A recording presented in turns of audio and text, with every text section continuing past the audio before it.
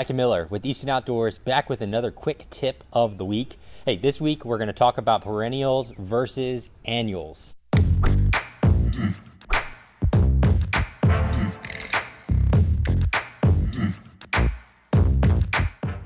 On a surface level, the difference between perennials and annuals is pretty basic. Annuals you have to plant every year, or you have to germinate them from seeds every year. Perennials you put in the ground once and they come back.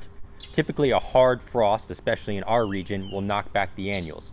You'll see a lot of times vinca in our area will regerminate in the same place it was planted the previous year. Whereas perennials, a hard frost will just knock them back to the point where you have to cut off the dead, mushy foliage, and then they'll come back in the spring without any prompting. Annuals require more water. They're typically more lush though. They spend their energy on building flowers and creating a display. Great for foreground, for pots, or areas where you really just need to create an impact. On the other hand, perennials build a structure, something that will come back year after year. Have tubers, bulbs, or overwintering buds. They're great for reoccurring yearly foliage or accents to the landscape, and typically you want to plant them in the background or somewhere where dying or dead foliage is not going to be a detract from the landscape.